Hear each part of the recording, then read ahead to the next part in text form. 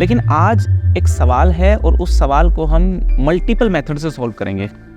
वैसे तो हम उसको 7-8 तरीकों से सॉल्व कर सकते हैं, बट मेजर आज के वीडियो में हम सिर्फ 4 तरीकों की बात करेंगे।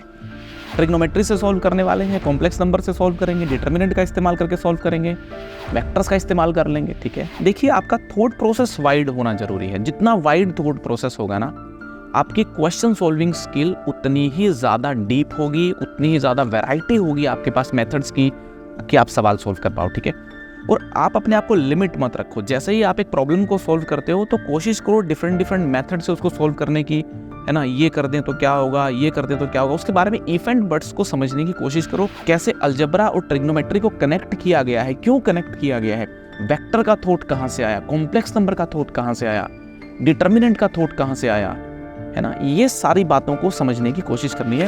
हर क्वेश्चन से ना मैक्सिमम सीखो, है ना। क्वेश्चन को तुम क्या करते हो कि ठीक है सोल्व कर दिया, ऑप्शन टिक करने में ज्यादा इंटरेस्ट रहता है। ठीक है, वो जरूरी है ऑप्शन टिक करना, राइट आंसर निकालना सबसे इंपॉर्टेंट है, लेकिन वहां से आपके मैथमेटिकल स्किल बिल्ड होने भी बहुत इंपॉर्टेंट है। क्या बोलते हैं? ABCD रियल नंबर्स हैं। A² + B² 4 है, C² + D² 9 है। मैक्सिमम वैल्यू बतानी है AC + BD की।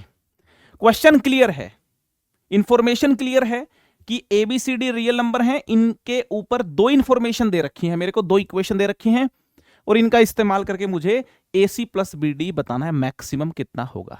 देखिए पहले ट्रिग्नोमेट्री से बताता हूं आपको, है ना। ट्रिग्नोमेट्री का इस्तेमाल करते हैं। A² + B² = 4 है, तो मैं कहूंगा कि यार A और B का स्क्वायर 4 आ रहा है, तो A और B के बिहेवियर को हम ले सकते हैं।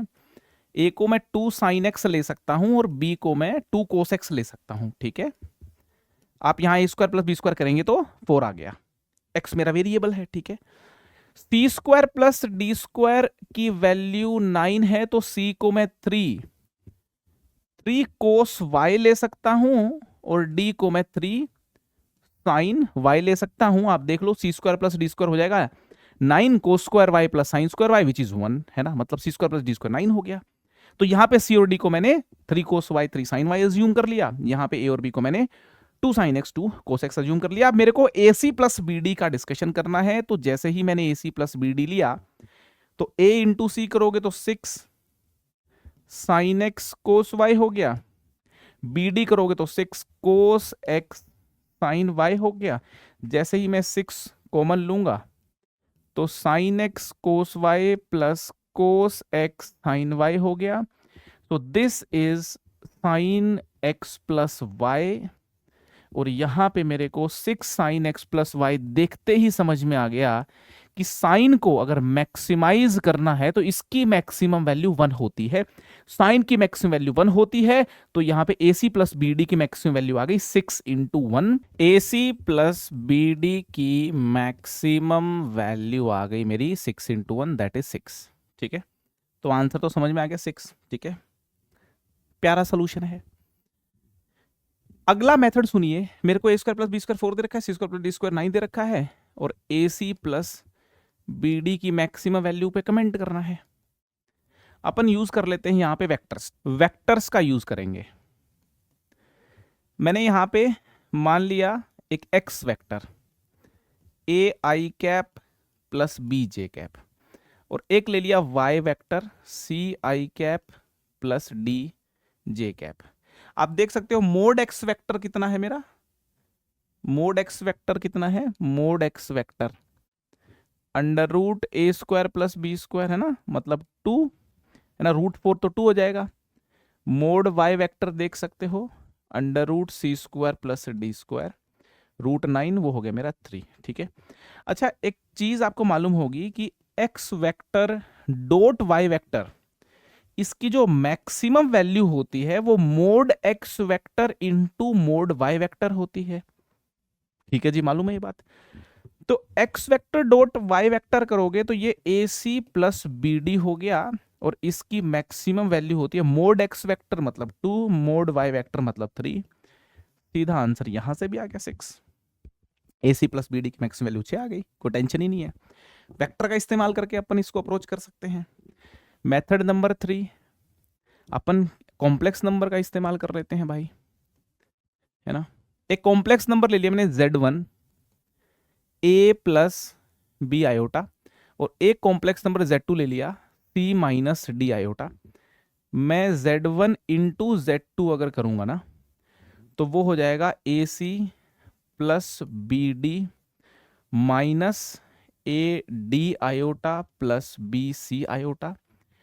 दोनों की मोड लूंगा तो mod Z1 into Z2 will be equal to under root of AC plus B D का whole square plus A D minus B C का whole square. Mode Z1 into Z2 को mode Z1 into mode Z2 भी लिख सकते हैं। Mode Z1 कितना है? Mode Z1 की वैल्यू है A square plus B square का root, that is 2। Mod Z2 की वैल्यू आप देख सकते हैं under root C square plus D square, that is 3। तो मोड Z1 मेरे पास है 2, मोड Z2 मेरे पास है 3। तो मेरे को मिल गया AC प्लस बी डी का whole square plus A D minus B C का होल स्क्वायर, और इसका under root is equal to 6। अब मुझे AC प्लस बी डी को मैक्सिमम करना है। ये मैक्सिमम तब होगा जब ये मिनिमम हो। यहां पे ये बात देख लो कि AC plus B D will be maximum if AD minus B C will be minimum. ये मिनिमम हो जाए, इसका मतलब AD माइनस बी सी को मिनिमम करना पड़ेगा, और इसकी मिनिमम वैल्यू है ना, इसके होल स्क्वायर को ही एक तरीके से मिनिमम करना पड़ेगा, है ना। मतलब इसका होल स्क्वायर मैक्सिमम तब होगा जब ये पूरा होल स्क्वायर मेरा मिनिमम हो, और ये मिनिमम कितना होता है? होल स्क्वायर है, माइनस का निशान भी है यहाँ पे, 0 इसकी मिनिमम वैल्यू होगी। तो यहाँ पे क्लियर है बात कि AC प्लस बी डी का होल स्क्वायर मैक्सिमम तभी होगा जब ये चीज मेरी 0 हो जाएगी, ठीक है। तो कुल मिलाकर के यहां से सीधी समझ में आ रही है बात, AC plus B D max, इसका होल स्क्वायर और root, this will be equal to 6, क्योंकि ये तो कितना हो गया? ये तो 0 हो जाएगा इस केस में, ठीक है। तो यहां से आप बोल सकते हो, है ना, ये स्क्वायर है, ये ऊपर रूट है, तो AC plus B D maximum, यहां पे 6 आ गया। सिंपली कॉम्प्लेक्स नंबर का इस्तेमाल करके एनालाइज कर लिया और बात समझ में आ गई, मेरे को मैक्सिमम वैल्यू मिल गई AC प्लस बी डी की, ठीक है। अगला मेथड है डिटर्मिनेंट्स का इस्तेमाल करके, आप देख सकते हो, है ना। मैंने एक डिटर्मिनेंट मान लिया, है ना, लेट एक डिटर्मिनेंट है A, एक डिटर्मिनेंट ले लिया मैंने A, ध्यान से देखना, ये मैंने एक डिटर्मिनेंट ले लिया, ठीक है ना। अब डिटर्मिनेंट A की वैल्यू को देखोगे ना, तो ये है मेरा A square plus B square, है ना, और वो कितना गिवन है? 4 दे रखा है। एक डिटर्मिनेंट ले लिया मैंने B, है ना।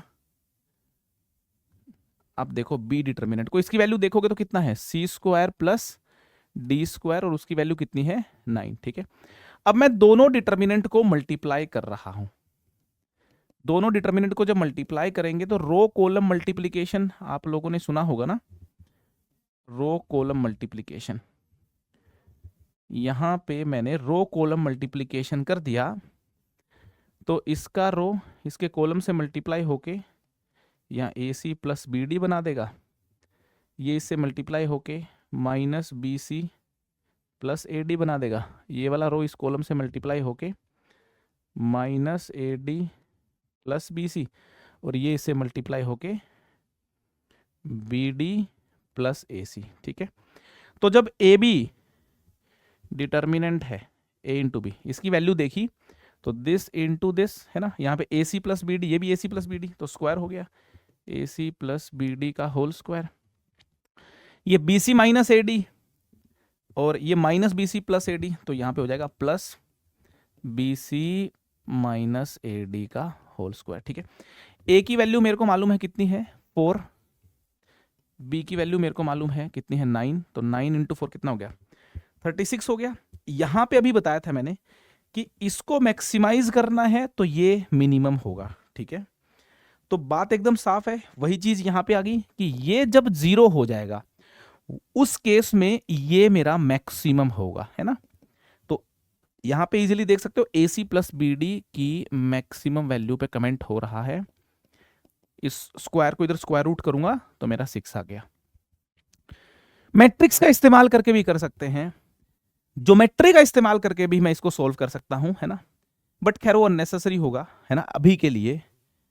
अभी बस आपके ब्रेन को यह बताना चाहता था कि भाई देखो, चीजों को आप सोल्व करने लगे, बाउंडेशन नहीं है मैथमेटिक्स में, आपकी सोच कितने दूर तक जाती है वो इंपॉर्टेंट है। और आपकी सोच दूर तक जाती है तो खटाखट सॉल्यूशन आपके चरणों में आके गिरेंगे।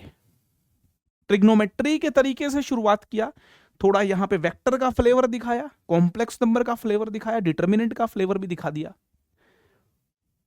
मैथमेटिक्स में आप देखो कि क्या क्या पढ़ते हो, अलजबरा पढ़ते हो, अलजबरा का सवाल है, ट्रिग्नोमेट्री पढ़ते हो, ट्रिग्नोमेट्री का फ्लेवर दिखा दिया, कॉम्प्लेक्स नंबर सीखते हो, डिटर्मिनेंट मैट्रिक्स सीखते हो। तो मैंने सोचा हर सेगमेंट से एक एक सोल्यूशन बताऊं तुमको। समझ में आ रही बात? मिलेंगे अगले सवाल में, तब तक के लिए बाय बाय।